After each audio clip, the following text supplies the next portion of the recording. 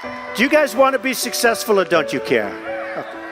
Okay, you better believe it. Sometimes in life to be successful, oftentimes, most of the time, you have to follow your instincts. You have to follow your gut.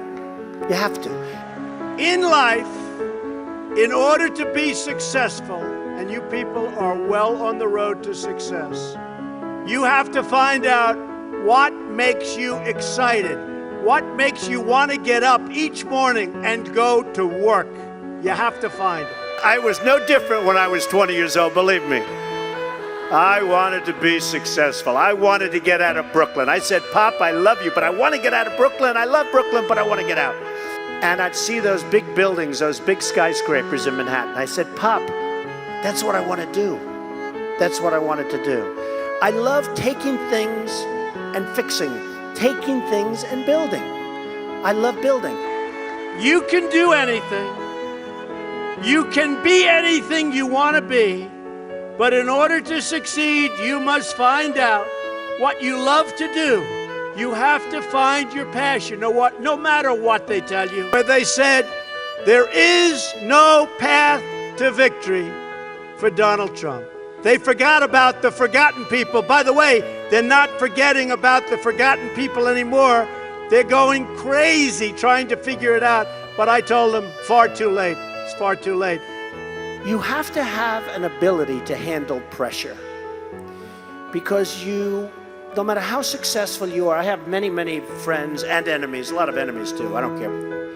And people that can handle pressure can be entrepreneurs, can be successful. Now, I have some friends that are really, really smart, but they can't handle pressure. In which case, they should work for somebody, do great, and have a good life. There's nothing wrong with it. This is without a doubt a very important characteristic of successful people. However, I think that one's resistance to stress can be improved over time, clearly, with hard work and discipline. Nonetheless, I do believe that working for somebody else is perfectly fine, and you can still have a good life if that's your choice. And if you can't handle pressure, you have to know that about yourself. You have to know that about yourself. So, handle pressure. If you can't, that's okay.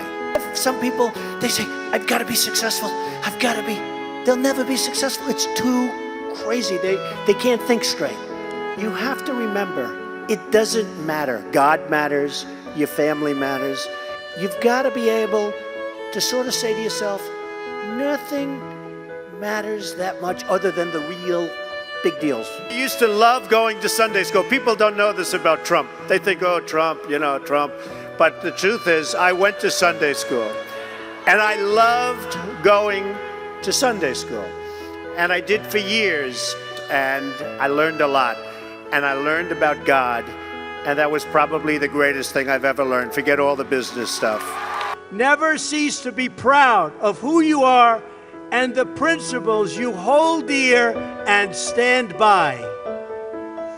Wear your values as your badge of honor.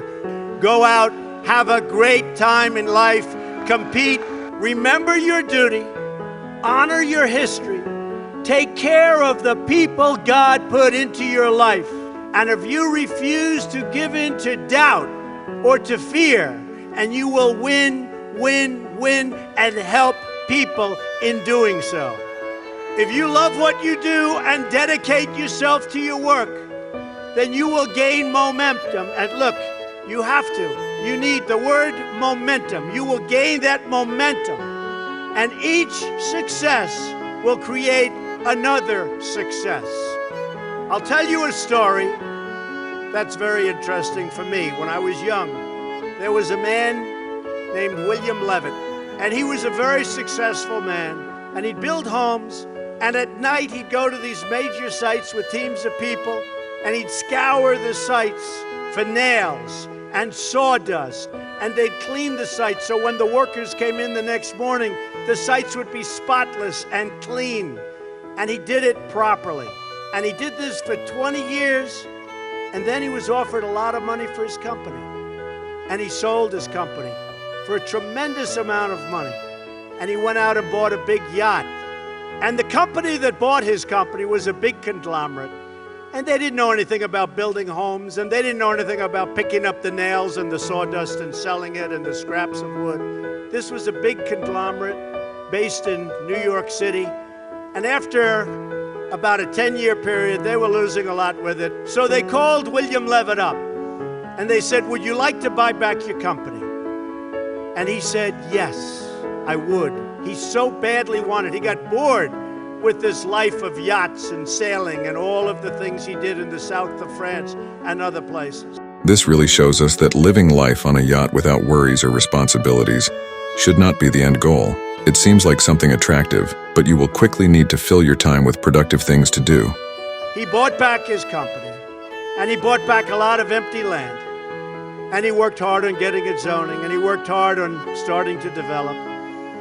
And in the end, he failed, and he failed badly. Lost all of his money. He went personally bankrupt. And I saw him at a cocktail party.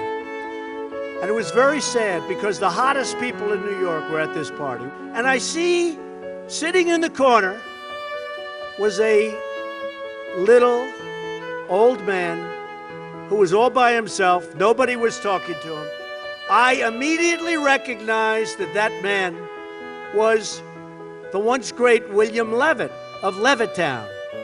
And he explained what was happening and how bad it's been and how hard it's been. And I said, "What exactly happened? Why did this happen to you?" And he said, "Donald, I lost my momentum.